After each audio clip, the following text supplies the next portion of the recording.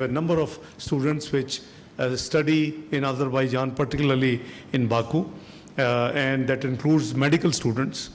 On the tourist side, Azerbaijan had around 55,000 Pakistani visitors last year in 2023. So you see, government-to-government agenda is always different, G to G. B2B agenda is also very relevant. And we have already discussed how to enhance our trade volume, how to upgrade our economic connectivity and our economic cooperation.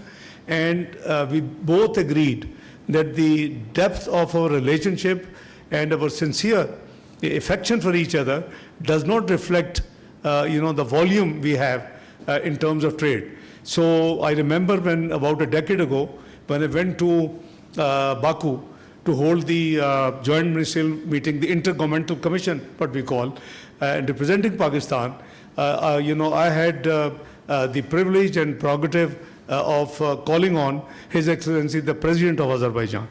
And I had requested and flagged that there is a great scope of rice exports from Pakistan to Azerbaijan.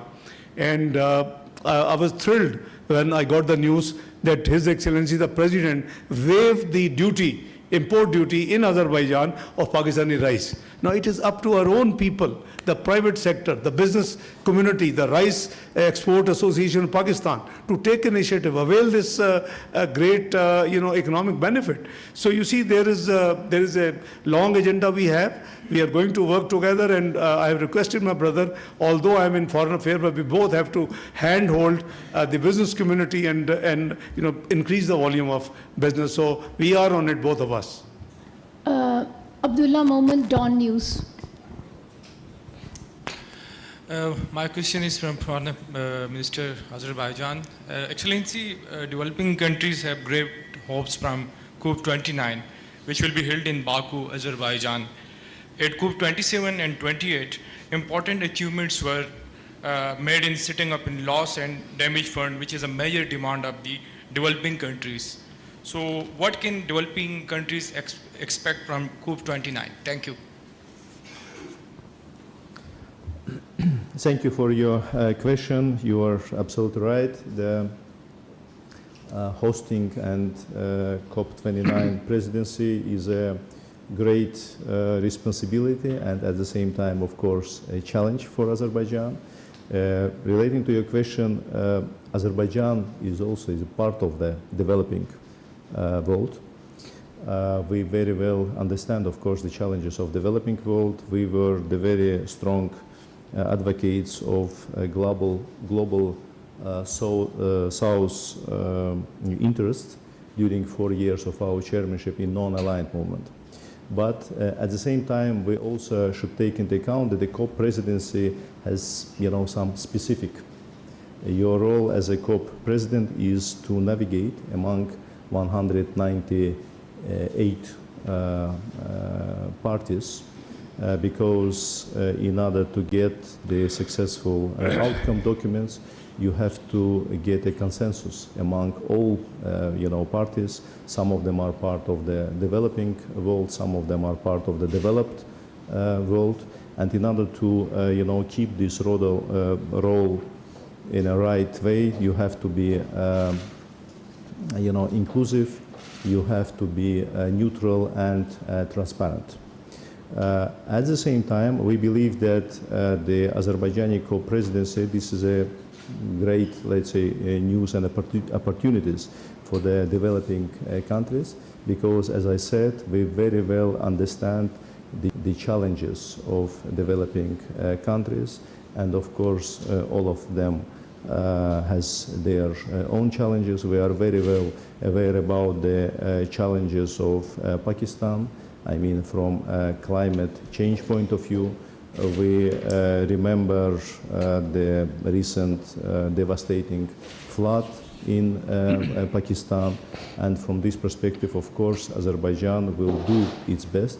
So there is the outcome documents provide, let's say, necessary resources. I mean, both financial resources in order to tackle these challenges for the developing countries, including Pakistan, in order to help to let's say to promote adaptation needs of these countries, early warning systems create, and other means of support, meaning both technical and training capacities in the relevant let's say areas.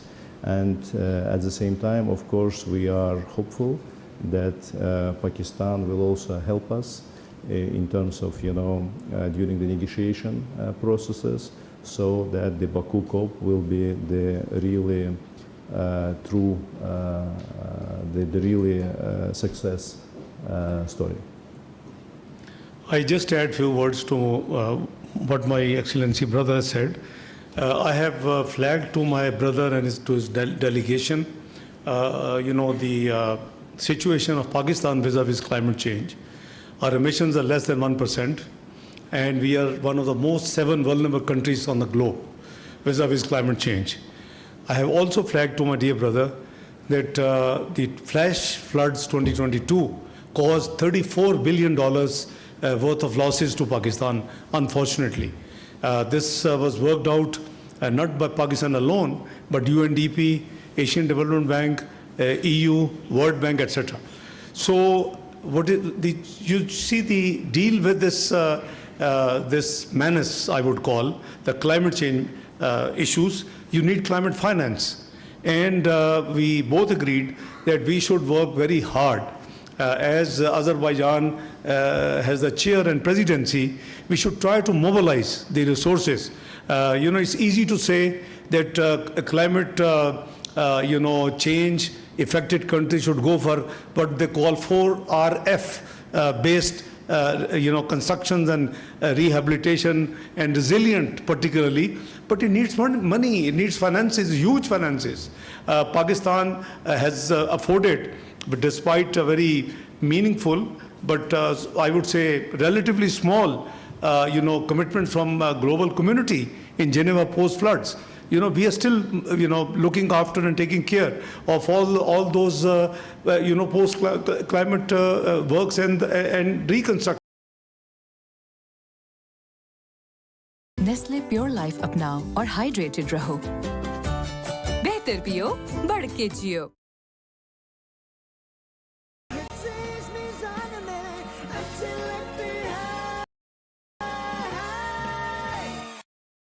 In case of, God forbid, this calamity, I'm not talking only Pakistan. Anybody who suffers because of the climate change, I think it is a fair expectation from the developing countries and suffering country particularly to have all other countries, particularly those who contribute more in this emission business, to contribute financially so that to take care of the problem, financial problem at least, as a consequence of the climate change. Please, thank you. Mr. Khalid Mahmood, Express News. My question to Dar Sahab. Dar Sahab, the situation in Gaza is deteriorating daily basis. What can be done to end this war? Do you discuss this issue in the meeting? We have discussed this issue in detail, not only in today's meeting, but I think we both echoed the same feeling, the same concerns just last month in Banjul in the OIC 15 summit. You see, the situation is obviously very concerning for not only for Pakistan and Azerbaijan, but it is a great concern to all entire Muslim Ummah. Look at what has happened now to Rafah. So where is the international law? Where is the UN resolutions? Where is the International Court of Justice judgment, which said that it's almost genocide, they use the word in their judgment. So you see, this is most unfortunate that one country is carrying two hoots about the international law, the United Nations Security Council resolution, the OIC resolutions, and it's just moving on the way. So we have discussed, we have shared our concern, and we are actually doing whatever do the diplomatic work on this subject. Both of us, brother, you'd like to add something? Yes, please, if you want to add. Thank you. Yes, this issue was, of course, among one of the most important issues in our discussions. and of course situation in Gaza is a source of great concern for all of us, and of course we call for the immediate cessation of hostility, and we believe that the durable and long-standing peace in Middle East can be only based on the two-state solution, based on the relevant United Nations security resolutions. And we, of course,